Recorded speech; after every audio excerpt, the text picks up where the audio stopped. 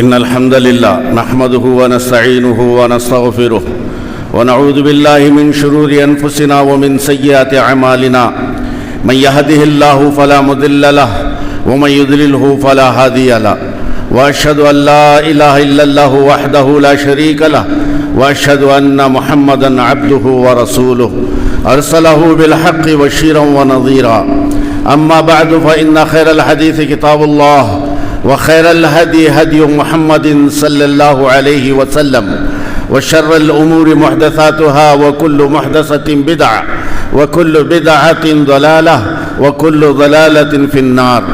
أعوذ بالله السميع العليم من الشيطان الرجيم. بسم الله الرحمن الرحيم. يا أيها الناس اتقوا ربكم الذي خلقكم من نفس واحدة وخلق منها زوجها وبث منهما رجالا كثيرا ونساء واتقوا الله الذي تساءلون به والأرحام إن الله كان عليكم رقيبا. يا أيها الذين آمنوا اتقوا الله حق تقاته ولا تموتن إلا وأنتم مسلمون. يا أيها الذين آمنوا اتقوا الله وقولوا قولا سديدا يصلح لكم أعمالكم ويغفر لكم ذنوبكم ومن يطع الله ورسوله فقد فاز فوزا عظيما. قال الله تبارك وتعالى في موضع آخر: إن الذين قالوا ربنا الله ثم استقاموا تتنزل عليهم الملائكة ألا تخافوا ولا تحزنوا وأبشروا بالجنة التي كنتم توعدون. وقال في موضع: ومن يتق الله يجعل له من أمره يسرا. وقال في موضع: ولا تموتن إلا وأنتم مسلمون. حاضرین جمعہ، محترم بزرگوں، دینی و ملی بھائیوں، پردہ نشین خواتین اسلام، کبریائی، بڑائی، تحمید و تکبیر و تہلیل و تسبیح رب ذوالجلال کے لیے جو پوری کائنات کا پالنہار ہے، پوری دنیا کا نظام چلانے والا مدبر ہے، کائنات میں بسنے والی ساری مخلوق کا وہ رازق ہے، مشکل کشا بھی وہی ہے، حاجت روا بھی وہی ہے. درود و سلامتی ہو پیارے نبی محمد مصطفیٰ صلی اللہ علیہ وسلم پر، جن کو رب العالمین نے اس کائنات کے لیے امام الانبیاء بنا کر بھیجا، جو اس کائنات کے لیے رحمت للعالمین ہیں اور اس کائنات کے لیے آپ رہبر و ہادی ہیں. اللہم صلی علی محمد وعلی آل محمد کما صلیت علی ابراہیم وعلی آل ابراہیم انک حمید مجید. اللہم بارک علی محمد وعلی آل محمد کما بارکت علی ابراہیم وعلی آل ابراہیم انک حمید مجید. حاضرین، سورہ فصلت کی آیت نمبر 30، سورہ طلاق کے آیت نمبر 14 اور سورہ آل عمران کے آیت نمبر 132 آپ لوگوں کے سامنے تلاوت کی گئی. آج انشاءاللہ آپ لوگوں کے سامنے اچھی موت آنے کے لیے، اچھی موت ہمیں آئے، اس کے اسباب کیا ہیں، ان اسباب کو اختیار کریں گے تو اچھی موت آنے کے 30 اور علامتیں ہیں کہ ہم موت ہر انسان کو آتی ہے. اس دنیا کے اندر جو بھی آیا ہے سب کو موت آتی ہے، چاہے انسان ہو، چاہے جانور ہو، چاہے چرندہ پرندہ، حشر ہو، نشر، کوئی بھی ہو. اس دنیا کے اندر کسی کو اللہ تبارک و تعالیٰ نے بقا نہیں رکھا ہے کہ ہمیشہ اس دنیا کے اندر رہ جائے. آدم علیہ السلام سے لے کر پیارے نبی محمد مصطفیٰ صلی اللہ علیہ وسلم تک احادیث کے مطابق کم و بیش 1,24,000 انبیاء کرام کا اس کائنات کے اندر آئے، لیکن سب کے اوپر موت اللہ تبارک و تعالیٰ نے لکھی. دنیا میں آئے، لوگوں کو اسلام کی طرف، توحید کی طرف، وحدانیت کی طرف، ایک اللہ کی طرف، ایک عبادت کی طرف بلائے، اور جب ان کا وقت اس دنیا سے ہو گیا تو اللہ تبارک و تعالیٰ نے انہیں موت دے کر اپنے ہاں بلا لیا. اس دنیا کے اندر بڑے سے بڑے ظالم اور شداد اور بڑے سے بڑے ظالم اور سفاک خون ریز بہانے والے بادشاہ بھی اس دنیا کے اندر آئے، جنہوں نے اپنی دنیا کی طاقت کے بلبوتے پر دنیا والوں کو اپنی مٹھی میں رکھ لیا، ظلم و زبردستی اور ظلم و تشدد، صفاکی اور خون ریزی، ہتھیار و تلوار کے ذریعے سے. لیکن ان کو پر بھی اللہ تبارک و تعالیٰ نے موت دے کر اس دنیا سے ان کو بھی خالی کروا دیا. اس دنیا کے اندر بہت سے بڑے بڑے مالدار آئے، بڑے بڑے ملینر بلینر اس دنیا کے اندر آئے، لیکن ان کی مالداری صرف دنیا کے حد تک رہ گئی، لیکن وہ اس دنیا سے بھی چلے گئے. اس دنیا کے اندر غریب سے غریب انسان بھی آیا، لیکن وہ اس دنیا سے چل بسا۔ اس دنیا کے اندر بہت سے متقی و پرہیزگار آئے، جو اللہ کے برگزیدہ متقی و پرہیزگار، للہیت کے ساتھ جینے والے اور اللہ کی خوشنودی کے ساتھ جینے والے۔ اللہ تبارک و تعالیٰ نے انہیں بھی موت دے کر اس دنیا سے بلا لیا، اور اس دنیا کے اندر اللہ کی نافرمانی کرنے والے، اللہ کی بغاوت کرنے والے اور اللہ کے ساتھ غداری کرنے والے اور اللہ کے ساتھ ناانصافی اور اللہ کا حق نہ ادا کرنے والے اس کائنات کے اندر آئے، وہ بھی اس دنیا سے چلے گئے۔ کئی مثالیں اور کئی قصے اللہ تبارک و تعالیٰ نے قرآن مجید کے اندر بیان کیا ہے۔ بہرکیف اس کائنات کے اندر جو بھی آیا سب کو جانا ہے، اور اگر کوئی باقی رہنے والی اگر ذات ہے تو صرف اللہ کی ذات ہے۔ وَيَبْقَى وَجْهُ رَبِّكَ ذُو الْجَلَالِ وَالْإِكْرَامِ كُلُّ مَنْ عَلَيْهَا فَانٍ وَيَبْقَى وَجْهُ رَبِّكَ ذُو الْجَلَالِ وَالْإِكْرَامِ۔ اللہ نے کہا کہ کل من علیہا فان، اس کائنات کے اندر، اس روئے زمین کے اندر جو بھی مخلوق آئی، کل من علیہا فان، فنا ہو جائے گی، تباہ و برباد ہو جائے گی اور اس دنیا سے چلی جائے گی۔ اور اگر باقی رہنے والی اگر کوئی ذات ہے، باقی رہنے والی کوئی ہستی ہے، باقی رہنے والی اگر کوئی سلطان اگر ہے تو وہ رب العالمین ہے، جو باقی رہنے والی ہستی، باقی رہنے والی ذات اور باقی رہنے والا بادشاہ اور سلطان اللہ رب العالمین ہے، جو کبھی اس کے لیے کوئی مطلب فنا والی چیز اس کے لیے نہیں ہے۔ حی لا یموت ہے کہ زندہ رہنے والا ہے۔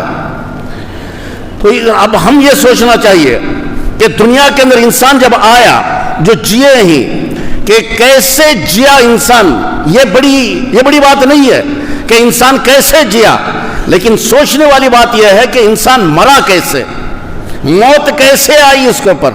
کائنات کے اندر بڑے سے بڑے مالدار آئے، لیکن اس کی مالداری کا چرچا، ان کے عہدے کا چرچا، ان کی ذمہ داریوں کا چرچا، ان کا منصب کا چرچا دنیا کے حد تک ہی رہے گا۔ جینا تو لوگ سب کچھ بول لیں گے کہ کتنا اچھا جیا ہے، کتنا خوب جیا ہے، کتنا مالداری کے ساتھ جیا، کتنا عیش و آرام کے ساتھ جیا ہے۔ یہ جینے کا مطلب نہیں ہے، مطلب یہاں مرنے کا ہے کہ موت اس کے اوپر جو آئی، جو اس کی زندگی کا فیصلہ جو کی ہے موت، وہ موت جو آئی، وہ موت آیا، موت کو لینے والے جنت کا کفن لے کر فرشتے آئے یا جہنمی ٹاٹ لے کر آئے ہیں، یہ ہمیں دیکھنا ہے۔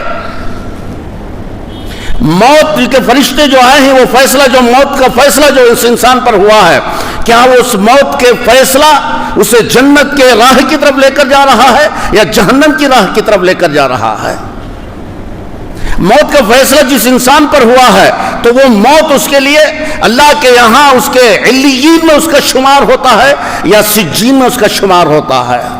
تو مطلب یہاں یہ ہے کہ جینا اس کا اہم نہیں ہے، مرنا اس کا اہم ہے کہ اس کی موت اگر واقعی ایمان کی حالت میں، عبادت کی حالت میں، اللہ کے رسول صلی اللہ علیہ وسلم کی اطاعت و فرمانبرداری کی حالت میں اور اچھی علامتوں کی حالت میں اگر اس کی موت واقع ہوتی ہے تو سمجھو کہ یہ بہترین موت ہے۔ اس کے بارے میں ہم چرچا کر سکتے ہیں کہ بہترین موت ہے،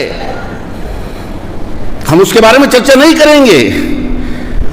یہ جو نہ نمازی تھا، نہ زکاتی تھا، نہ قرآن کی تلاوتی تھا، لیکن اپنے ہاں دنیا کے اعتبار سے اگر دیکھا جائے، دنیا کے اندر بہت بڑا مالدار ہے، بلینئر ہے، ملینئر ہے، عہدے ہیں، ذمہ داریاں ہیں، منصب ہے، سیاسی اعتبار سے مشہور ہے، لیکن اعمالی اعتبار سے، ایمانی اعتبار سے، کردار اور کیریکٹر اور اخلاق کے اعتبار سے زیرو ہے، صفر ہے۔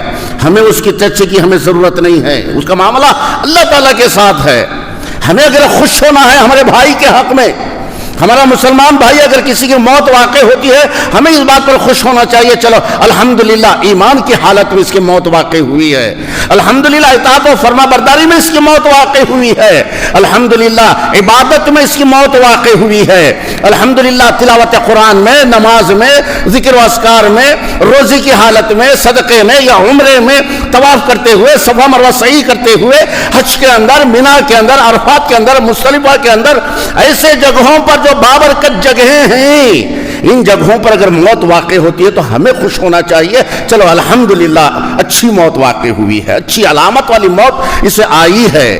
تو ہمیں یہ سوچنا چاہیے اور ہمیں ہمیشہ یہی کوشش کرنا چاہیے کہ وہ اسباب کو ہم اختیار کرنا کہ جن اسباب کے ذریعے سے ہمیں اچھی موت آئے، اور ہمیں ہمیشہ ان اسبابوں سے دور ہونا چاہیے کہ جن اسباب کی وجہ سے ہمیں بری موت آئے، اس سے دور ہو جانا چاہیے اور اچھی موت کے لیے ان اسباب کو ہمیں اختیار کرنا چاہیے۔ پیارے نبی صلی اللہ علیہ وسلم کے پاس کچھ صحابہ آئے، آ کر کہا کہ اللہ کے نبی، ایک یہودی کا بچہ نزا کی حالت میں ہے، سکرات کی حالت میں ہے، آپ آئیے ذرا اس کے سامنے اسلام پیش کیجئے۔ اللہ کے نبی صلی اللہ علیہ وسلم اس یہودی کے گھر گئے۔ اب یہودی کے بچے کے سامنے جا کر، سامنے باپ ٹھہرا ہوا ہے، اور آپ صلی اللہ علیہ وسلم وہ یہودی لڑکے کے سامنے جا کر کہتے ہیں قل اشہد ان لا الہ الا اللہ واشہد ان محمد رسول اللہ۔ اے بچے تم کہو اشہد ان لا الہ الا اللہ، لا الہ الا اللہ کہو، محمد رسول اللہ پڑھو۔ کیوں؟ کیونکہ پیارے نبی صلی اللہ علیہ وسلم کی حدیث ہے من کان آخر کلامہ لا الہ الا اللہ دخل الجنہ، کہ جس انسان کا آخری کلمہ جس کی زبان سے نزا کی حالت میں، موت کی حالت میں، سکرات کی حالت میں جو اپنے زبان سے کلمہ لا الہ الا اللہ کا ادا کرتا ہے، لا الہ الا اللہ کو پڑھتا ہے، لا الہ الا اللہ کلمہ کو اگر وہ ادا کرتا ہے، سمجھو اس کا اللہ تبارک و تعالیٰ جنت عطا کرے گا، دخل الجنہ، اللہ اسے جنت کے اندر داخل کرے گا۔ یہودی لڑکے کے پاس گئے، جا کر کہا قل لا الہ الا اللہ۔ اب یہودی لڑکا اپنے باپ کو دیکھ رہا ہے کہ میرا باپ کیا کہے گا، کیونکہ باپ یہودی ہے اور آپ صلی اللہ علیہ وسلم اسلام کی دعوت دے رہے ہیں۔ تو جب لڑکے نے باپ کی طرف دیکھا تو پیارے نبی نے کہا کہ لا الہ الا اللہ پڑھ لو، تمہیں جہنم سے آزادی مل جائے گی۔ اب پھر باپ کی طرف جب نگاہیں بیٹے نے باپ کی طرف کر دی تو باپ نے کہا اطع ابا القاسم، اے میرے بچے محمد جو کہتا ہے اس کی بات کو مان لے، محمد کی بات کو سن لے، محمد کی اطاعت کر لے۔ تو پیارے نبی نے کلمہ پڑھا دیا کہ اشہد ان لا الہ الا اللہ محمد رسول اللہ، کلمہ پڑھا دیا آپ صلی اللہ علیہ وسلم۔ صحابہ کو لے کر اس گھر سے باہر نکلے اور اندر سے رونے کی آوازیں شروع ہو گئی، روح قبض ہو گئی، وہاں سے ان کی اس لڑکے کی روح قبض ہو گئی۔ تو پیارے نبی باہر آتے ہوئے کہے کہ الحمدللہ انقذہ من النار، اللہ کی تعریف ہے کہ آج اللہ نے ایک جان کو جہنم سے آزاد کر دیا، کہ کلمہ لا الہ الا اللہ پڑھتے ہی جہنم سے آزادی ہو گئی۔ آئیے سب سے پہلا سبب ہمیں اچھی موت آنی ہے، پہلا سبب ہمارے اندر ایمان اور اخلاص۔ سب سے پہلا سبب ہمارا ایمان، اخلاص ہمارے اندر ہونا چاہیے۔ ایمان کسے کہتے ہیں؟ ایمان اللہ تعالیٰ پر بھروسہ، یقین، اعتماد، ہمارا توکل، ہمارا ارادہ جو اللہ پر ہم رکھے ہیں اس کے اندر رائی کے دانے کے برابر بھی کوئی شک و شبہ نہیں ہونا چاہیے۔ دعا کے معاملات میں ہو، نفع و نقصان کے معاملات میں ہو، بیماری کے معاملات میں ہو، کسی بھی معاملات کے اندر ذرہ برابر بھی یہ شک نہ آنا چاہیے ہمارے دل کے اندر کہ اللہ تعالیٰ میری سنے گا یا نہ سنے گا۔ ایسا شک، رائی کے دانے کے برابر بھی شک نہیں آنی چاہیے۔ مکمل ایمان اللہ پر ہونا چاہیے۔ بیماری دینے والا اللہ، شفا دینے والا بھی اللہ، نفع دینے والا بھی اللہ، نقصان دینے والا بھی اللہ۔ یہ یقین اور یہ توکل، یہ اعتماد، یہ بھروسہ اللہ پر جب ہے تو مکمل ایمان۔ اخلاص کس کو کہتے ہیں؟ ایمان تو ہمیں سمجھ میں آیا، اخلاص کس کو کہتے ہیں؟ ہر وہ کام جو اللہ کی خوشنودی کے لیے جو کرتے ہیں جس کا دنیاوی فائدہ نہ ہو، اور وہ کام پیارے نبی صلی اللہ علیہ وسلم کے اتباع کے موافق ہو، اسے اخلاص کہا جاتا ہے۔ کہ ہر وہ کام جس کے اندر اللہ کی رضا ہونی چاہیے، اور وہ کام پیارے نبی کے اطاعت و فرمانبرداری کے برابر ہونا چاہیے، اور وہ کام دنیا کے فائدے کے خاطر نہیں ہونی چاہیے، اسے اخلاص کہا جاتا ہے۔ آپ کو ایک واقعہ سناتا ہوں، اخلاص کی اہمیت کا واقعہ آپ کو بتاتا ہوں کہ آدمی اس دنیا کے اندر اگر اخلاص کے ساتھ جیے، اخلاص کے ساتھ مرے تو اسے کتنا بڑا اجر اللہ رب العالمین دیتا ہے۔ سعد بن معاذ رضی اللہ تعالیٰ عنہ، سعد بن معاذ رضی اللہ تعالیٰ عنہ بہت بڑے جلیل القدر صحابی، ایمانی اعتبار سے، اخلاص کے اعتبار سے، تقوی اور بندگی کے اعتبار سے سعد بن معاذ بہت بڑے جلیل القدر صحابی۔ کہتے ہیں امام ابن تیمیہ رحمۃ اللہ علیہ کہ مہاجرین میں جو ہجرت کر کے مکہ سے مدینہ ہجرت کر کے جو گئے، وہ صحابہ مہاجرین میں ابو بکر کی جتنی بڑی قدر و قیمت، ان کی جو پوزیشن ہے مہاجرین صحابہ کے اندر، ویسا انصار صحابہ کے اندر سعد بن معاذ رضی اللہ تعالیٰ عنہ کی وہ پوزیشن ہے۔ بہت بڑے جلیل القدر صحابی ہیں، اور کئی موقعوں پر پیارے نبی صلی اللہ علیہ وسلم نے سعد بن معاذ سے مشورہ طلب کیا ان کے قوم کے بارے میں، اور سعد نے جو مشورہ دیا اللہ کے نبی نے اس کے اوپر عمل کر کے دکھا دیا. اتنا بڑا مقام ہے سعد بن معاذ رضی اللہ تعالیٰ عنہ. جنگ احزاب ہوئی، جنگ احزاب میں انہیں زخم لگ گئے، دشمنوں کے تیر اور تلواروں کے زخم لگ گئے. پیارے نبی صلی اللہ علیہ وسلم اپنے ہاتھوں سے ان زخموں پر مرہم پٹی کرتے ہی آپ صلی اللہ علیہ وسلم پھر وہاں سے مدینہ لوٹ کر آ گئے. ایک جسم کا ایک زخم جہاں ان کی رگ کٹ گئی تھی وہ زخم سوکھ نہیں پا رہا تھا، باقی کے سارے زخم سوکھ گئے، لیکن ایک زخم جو رگ ان کی کٹ گئی تھی وہ زخم ان کا سوکھ نہیں پا رہا تھا. آہستہ آہستہ نڈھالی، ان کے اندر کمزوری اور ان کے اندر پستی آ رہی تھی. سعد بن معاذ رضی اللہ تعالیٰ روزانہ آپ صلی اللہ علیہ وسلم ان کے ہاں جاتے ہیں اور ان کی عیادت کرتے ہیں آپ صلی اللہ علیہ وسلم. ایک دن ایسا ہوا کہ آہستہ آہستہ ان کی کمزوری نے آخر کار موت نے آ کر ان کے زندگی کے دروازے پر دستک دے دی موت نے. اللہ اکبر. سوچنے والی بات یہ ہے سعد بن معاذ کی موت کی خبر آپ صلی اللہ علیہ وسلم کو دینے والے کون؟ جبرائیل امین. جبرائیل امین آ گئے آپ صلی اللہ علیہ وسلم کے پاس، آ کر کہا کہ اے اللہ کے نبی، آج ایک بہت نیک اور سعادت مند شخص کی موت واقع ہوئی ہے، بہت نیک ہے. وفتحت له ابواب السماء. کہا کہ اللہ کے نبی، جس کی موت کی وجہ سے آسمان کے دروازے کھول دیے گئے، پورے آسمان کے دروازے کھول دیے گئے. اللہ کے نبی نے کہا کہ وہ کون سا نیک شخص ہے جس کی موت واقع ہوئی ہے؟ تو حضرت جبرائیل علیہ السلام نے کہا کہ سعد ابن معاذ رضی اللہ تعالیٰ عنہ کی موت واقع ہوئی ہے. طبقات ابن سعد میں، طبقات ابن سعد ایک کتاب ہے، اس کے اندر لکھا جاتا ہے کہ اللہ کے نبی نے اپنے ساتھیوں اور اپنے صحابہ سے کہا کہ چلو جلدی بھاگ بھاگ کر ہم جائیں گے سعد کے پاس، سعد بن معاذ کے پاس، کہیں ایسا نہ ہو فرشتے آ کر انہیں غسل دے دیں گے، ان کے غسل دینے سے پہلے ہمیں پہنچ کر سعد کو غسل دینا ہے. کتنی بڑی ہستی ہوگی. کہا کہ چلو بھاگو کہ فرشتوں کے آنے سے پہلے ہم جا کر وہاں سعد کو غسل دیں گے. اللہ کے نبی اور صحابہ ایسے بھاگ بھاگ کر گئے. طبقات ابن سعد میں لکھتے ہی کہ آپ صلی اللہ علیہ وسلم کی چادر کندھوں سے نکل گئی اور بعض صحابہ کے پیروں کے جوتوں کے تسمے ٹوٹ گئے. اتنی تیزی کے ساتھ بھاگ کر گئے سعد ابن معاذ کے جنازے کے پاس، کہیں ایسا نہ ہو کہ فرشتے آئے اور غسل دے دیں، ان کے غسل دینے سے پہلے وہ خوش نصیبی ہمیں ملے. اللہ کے نبی گئے اور سعد ابن معاذ کو وہاں غسل دیا، کفنایا، پھر اس کے بعد لا کر ان کو جنازے کے اندر رکھا گیا. اللہ اکبر. اب جنازے میں رکھا گیا. جنازے جب ان کو اٹھائے صحابہ نے، سعد ابن معاذ کے جنازے جب انہوں نے اٹھایا تو جنازہ ہلکا نظر آیا. تو صحابہ نے کیا کہا پیارے نبی صلی اللہ علیہ وسلم سے؟ یا رسول اللہ، ما حملنا میتا اخف علینا من سعد.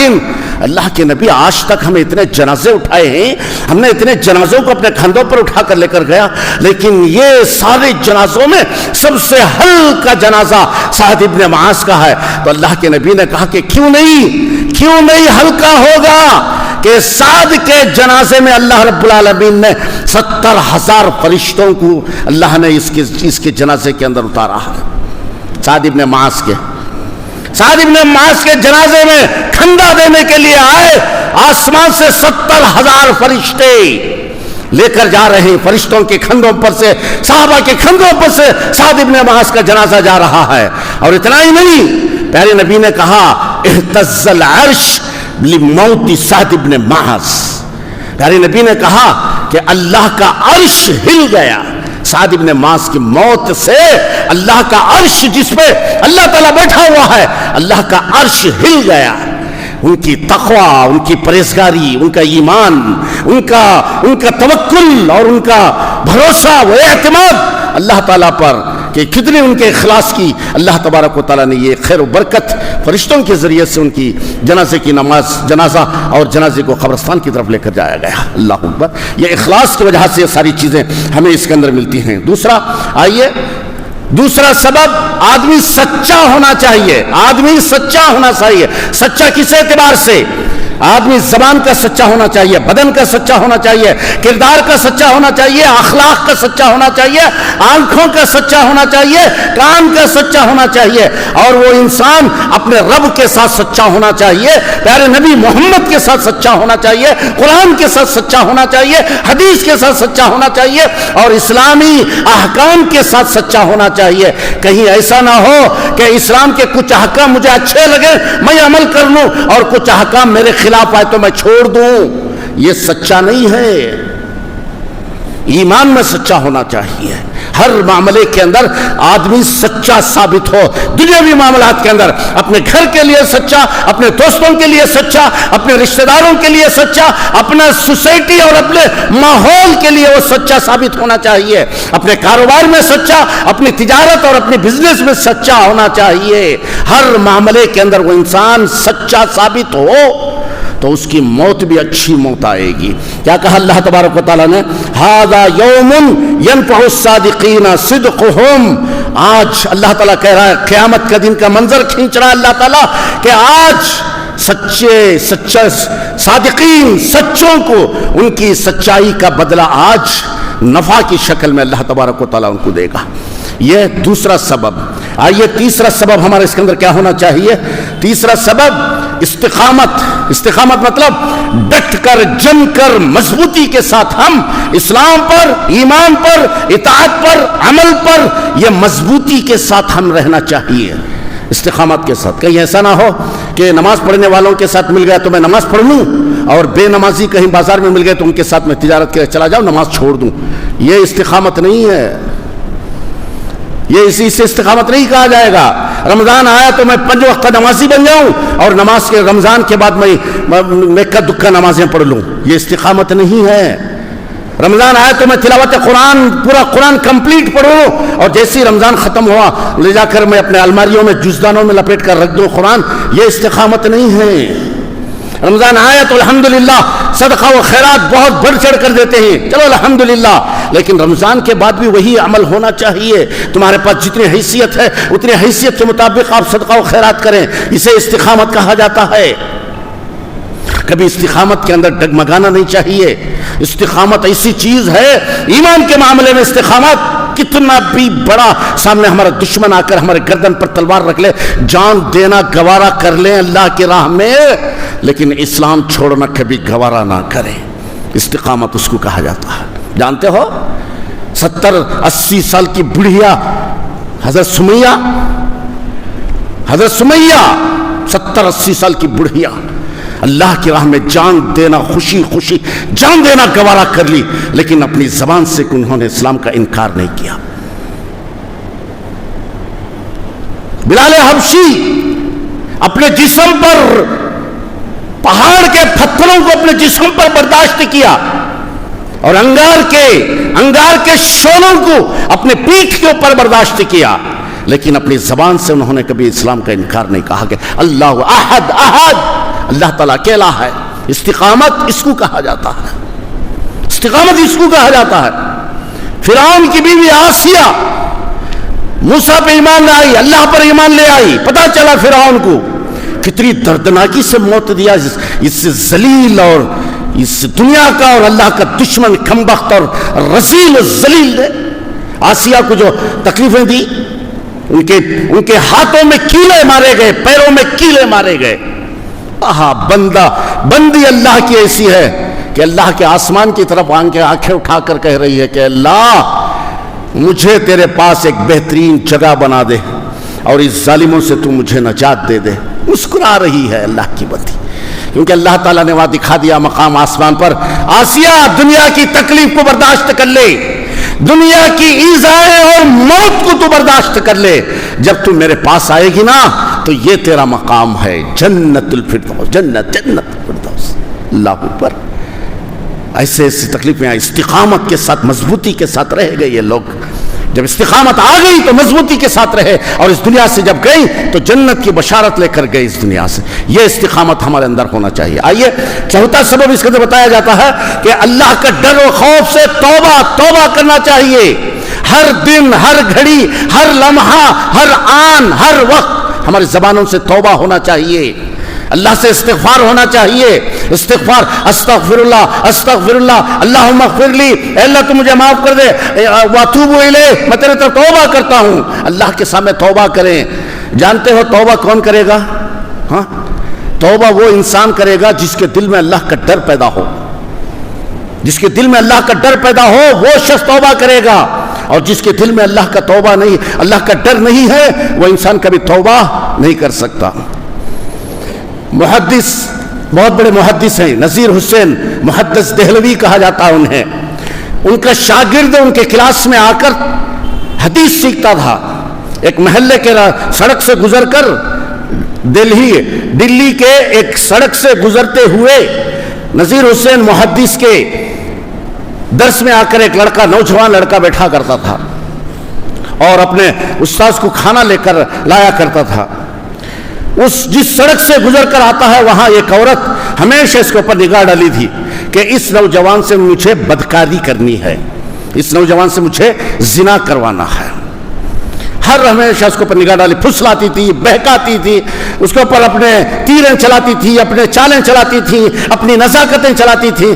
لیکن نوجوان ہے کہ کبھی پٹک کر دیکھا نہیں اور کبھی اس کی طرف نگاہ اٹھا کر دیکھا نہیں. ایک دن زبردستی ہاتھ پکڑ کر کھینچ لی اندر, زبردستی ہاتھ پکڑ کر اپنے کمرے میں, اپنے گھر کے اندر کھینچ لی اور دروازے بند کر کے کہا کہ خبردار, اگر میرے ساتھ تم زنا کر اور بدکاری نہیں کرو گے, میرے ساتھ میرے جسم سے تم نہیں کھیلو گے, میں اپنے کپڑے وغیرہ پھاڑ کر میں باہر آ جاؤں اور میں تمہیں ذلیل و خوار کر دوں. ڈر گئے, کیا کرنا. کہا کہ مجھے 2 منٹ کا وقت دو, میں ذرا واش روم جا کے آتا ہوں. بندہ گیا واش روم میں, واش روم کی غلاظت نکال کر اپنے جسم پر اور اپنے چہرے پر مل لیا. واش روم کی غلاظت, پاخانہ نکال کر اپنے جسم اور اپنے چہرے پر مل لیا. اب اس کے بعد اس عورت کے سامنے آ کر کھڑا ہو گیا کہ اب آؤ میرے سامنے. آ کے چیچی غلیظ بدبو آ رہی ہے, چل باہر یہاں سے. نکال کر باہر اس کو بھگا دیا. وہ شاگرد گھر آیا, ٹھنڈے پانی سے اس نے غسل کیا, پورا غسل کر لیا اس نے, لیکن ٹھنڈ کی وجہ سے بیماری لاحق ہو گئی. 1 دن بیمار ہوا, 2 دن بیمار, 3 دن بیمار, ایسے ہی بیمار ہوتے ہوتے ہوتے ہوتے موت کے گھاٹ اتر گیا. نوجوان کو موت واقع ہو گئی. اب جب ان کا جنازہ اٹھا کر لے کر جاتے رہے, ہاں, جنازہ جس گلی سے جنازہ ان کا جاتا ہے پوری گلی کے اندر خوشبو مہک رہی ہے, پوری گلی خوشبو سے مہک رہی ہے. نوجوان کے جنازے سے خوشبو آ رہی ہے. جب انہیں قبر کے اندر لے کر جا کر وہاں اتارا گیا, قبر سے بہترین خوشبو مہک آ رہی ہے وہاں سے.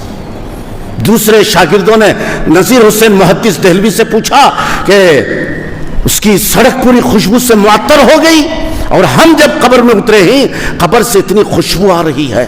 کہا کہ اس عورت کے بدکاری اور گناہ سے بچنے کے لیے اس نے اپنے اوپر جو چیز غلاظت کو مل لی ہے, اس کا نعم البدل اللہ تعالیٰ جنت کی خوشبو سے دے رہا ہے. یہ ڈر, خوف اس کو کہا جاتا ہے. توبہ کریں تو ایسا ہونا چاہیے کہ آدمی کبھی گناہ کے قریب بھی اس کا ہاتھ اور اس کا پیر کبھی گناہ کے قریب تک نہ جائے. یہ ہونا چاہیے ہمارے اندر. تو یہ علامتیں 4 ہوئی. آئیے 30 علامتیں ہیں جو موت واقع ہوتی ہے, اچھی موت. 30 میں آپ کے سامنے نہیں, صرف چند آپ لوگوں کے سامنے میں پیش کروں گا. سب سے پہلے موت جب واقع ہوتی ہے تو اچھی موت, اس کی زبان سے کلمہ اگر نکل گیا سمجھو کہ اچھی موت واقع ہوئی. اللہ کے نبی نے کہا من کان آخر کلامہ لا الہ الا اللہ دخل الجنہ, کہ جس کے زبان سے کلمہ نکل گیا سمجھو کہ اچھی موت واقع ہو گئی. ایک سبب یہ ہوا. اور دوسرا, جس کے پیشانی کے اوپر اگر پسینہ آ گیا, موت آئی پیشانی پہ پسینہ آ گیا, سمجھو کہ اچھی موت اللہ نے اسے دی ہے. ایک صحابی جن کا نام ہے بریدہ بن حسیب رضی اللہ تعالیٰ عنہ, خراسان میں تھے.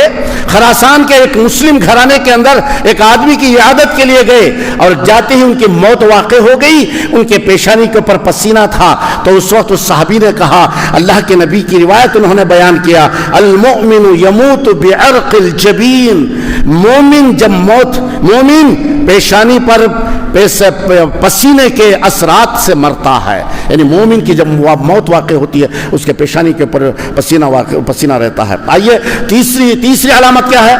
جمعرات کے دن رات میں صبح اٹھ کر جمعہ جمعرات کی رات میں یا جمعہ کے دن میں کبھی بھی موت اگر واقع ہو جائے تو سمجھو کہ اس کے لیے اچھی موت ہے. پیارے نبی صلی اللہ علیہ وسلم نے کہا جمعرات کی رات اور جمعہ کے دن اگر کوئی مر گیا، کسی کا انتقال ہوا، قبر کے عذاب سے اللہ تبارک و تعالیٰ اسے، قبر کے فتنے اور قبر کے عذاب سے اللہ تعالیٰ اسے محفوظ کر لے گا. یہ تیسری. اور چوتھی علامت کیا ہے اچھی موت کی؟ اللہ کی راہ میں شہید ہونا. اللہ کی راہ میں شہید ہونا. اب ایک آدمی اللہ کی راہ میں نکلا لڑنے کے لیے، میدان میں جانے سے پہلے اپنے خیمے میں قیام کیا، فطری موت آ گئی، تب بھی اسے شہادت کا درجہ اللہ تعالیٰ دے گا. ایک آدمی نکلا سواری سے گر کے مر گیا، شہید کا بدلہ اللہ تعالیٰ اسے دے گا. ایک آدمی نکلا راستے میں پڑاؤ کیا، کوئی موذی جانور آ کر اس کو ڈھس لیا جس کے زہر کی وجہ سے وہ مر گیا، تب بھی اسے شہید کا درجہ اللہ تبارک و تعالیٰ دے گا. اور کوئی آدمی میدان شہادت میں دشمن کی تلوار سے اگر مارا گیا وہ شہید ہے. اور میدان شہادت میں دشمن کی تلوار لگ گئی لیکن موت بستر پہ واقع ہوئی، تب بھی وہ شہید کے درجے پر ہے، کیونکہ وہاں شہادت کا سبب لے کر آیا موت کا، جو اس کے جسم پر زخم جو لگ گیا ہے. کتنی علامتیں ہیں شہید کے لیے. اب اس کے بعد شہید ہو گیا، اس کے باوجود 6 نعمتیں اللہ تعالیٰ اس شہید کو عطا کرے گا. 6 نعمتیں. پہلی نعمت، اس کے جسم کا خون کا خطرہ زمین پہ گرنے سے پہلے اللہ اس کے گناہوں کو معاف کر دے گا. ایک. اور دوسرا اس کی نعمت، قبر کے عذاب سے اللہ تعالیٰ اسے محفوظ کر دے گا. تیسرا، میدان حشر کی ہولناکی اور میدان حشر کی گھبراہٹ سے اللہ تعالیٰ اسے محفوظ کر لے گا. نمبر 4، کل قیامت کے دن اللہ تعالیٰ جنت میں جیسے ہی وہ مر گیا اللہ تعالیٰ اس کا جنت میں اس کی جگہ کا بتا دے گا دنیا میں ہی کہ تم یہاں مر رہے ہو اور تمہاری ٹھکانہ جنت میں یہ ہے. پہلے ہی دنیا میں اس کا جنت کا ٹھکانہ دکھا دے گا. اور نمبر 5 بتایا جاتا ہے اس کے اندر کہ اللہ تبارک و تعالیٰ 70 یعنی 72 حوروں سے اس شہید کا اللہ تعالیٰ نکاح کروائے گا. 72 حوریں. اور نمبر 6 اس میں بتایا گیا گھر کے 70 افراد کے حق میں وہ شہید ہونے والا اپنے رشتہ دار کے 70 لوگوں کے حق میں سفارش کر کے جہنم سے ان کو بچا لے گا. یہ نعمتیں ہیں شہید کے لیے جو مرنے کے بعد اللہ تعالیٰ اسے اس نعمتوں سے اللہ تعالیٰ اس کو نوازے گا. آئیے 5ویں علامت، طاعون کی بیماری، پلیگ کی بیماری جسے کہا جاتا ہے. طاعون کی بیماری میں مرنے والا شہید، یہ بھی اچھی علامت موت ہے. اور نمبر 6، پیٹ کی بیماری میں. اب پیٹ کی بیماری کوئی بھی ہو، کینسر ہوا، اپینڈکس ہوا، السر ہوا اور کچھ بھی بیماری آئے پیٹ کی بیماری، اسی بیماری میں اگر اس کا انتقال ہو جاتا ہے تو اسے بھی وہ شہید کا درجہ دیا جائے گا اور اسے وہ اچھی موت اسے ٹھہرایا جائے گا. پیارے نبی صلی اللہ علیہ وسلم فرماتے ہیں کہ آپ صلی اللہ علیہ وسلم پانی میں ڈوب کر مرنے والا، کسی عمارت گر گئی وہ عمارت کے نیچے آ کر دب کر مر گیا، یہ دونوں اچھی موت ہے اور شہادت کی موت ہے. اور اسی طریقے سے اور اللہ کی راہ میں شہید ہونے والا اور وہ عورت جو ڈیلیوری اور زچگی کی حالت میں جس کا انتقال ہو جاتا ہے وہ بھی اچھی علامت ہے اور اسے بھی شہادت کا درجہ ملے گا. پیارے نبی نے کہا والمرأة يقتلها ولدها جمعا شہادتا، وہ عورت جس کا بچے نے اس کی موت لے لی، مطلب زچگی کی حالت میں اس عورت کی اگر موت واقع ہو جاتی ہے اسے شہادت کا درجہ اور اس کے لیے موت بہترین موت ہے. پھر اس کے بعد کیا کہا، من قتل دون ماله فهو شہید. میرے پاس مال ہے، دشمن مجھ پہ اٹیک کیا اور میں اپنے مال کو بچا رہا ہوں، میں دشمن میرے پر حملہ کر دیا، حملہ کر کے مجھے جان سے مار دیا، مال لے کر چلا گیا، تو اس وقت میری موت شہادت کی موت ہے.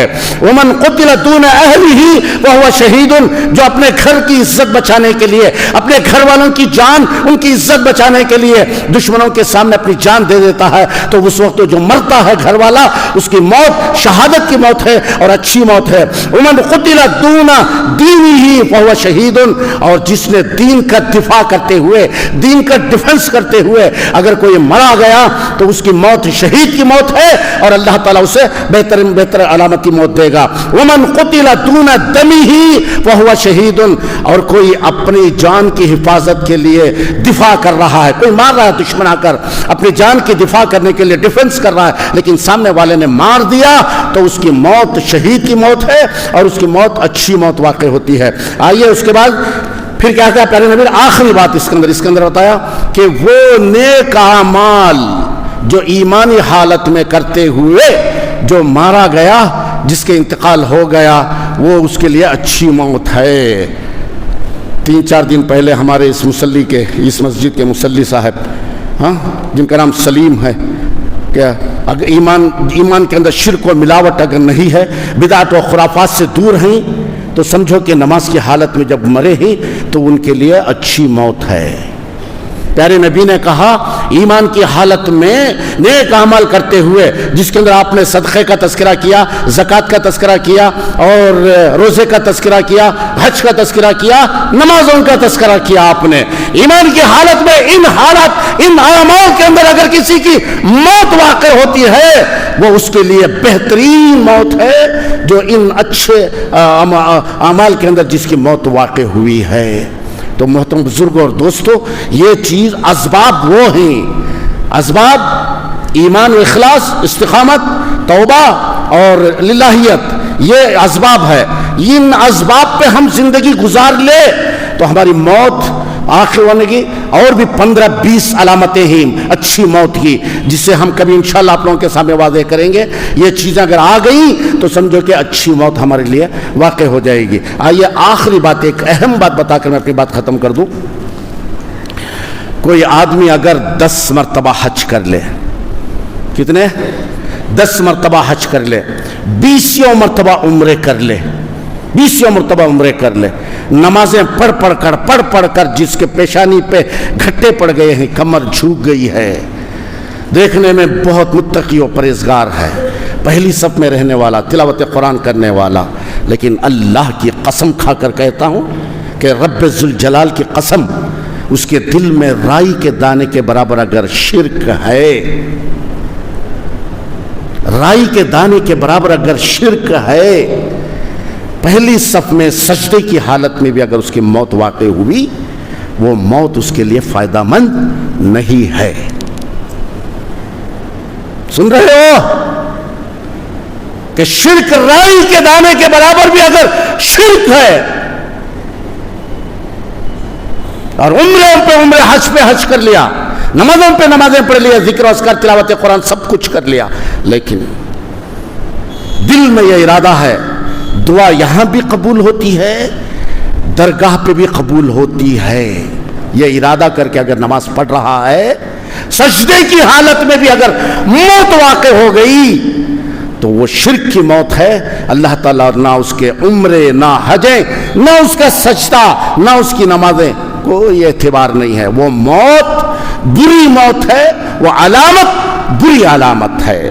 جو بدعت و خرافات، شرک اور کفر کے اندر رہ کر جس کی موت واقع ہوتی ہے، اگر اعمال دیکھ لیا جائے پہاڑوں کے برابر اجر و ثواب ہے، لیکن ایمان شرک و بدعت و کفر و خرافات کا رکھ کر ایمان کے ساتھ زندگی گزار رہا ہے، اس کے لیے وہ موت فائدہ مند نہیں ہوگی۔ رب العالمین سے دعا ہے کہ رب العالمین ہمیں نیک عمل کرنے کی توفیق عطا فرمائے۔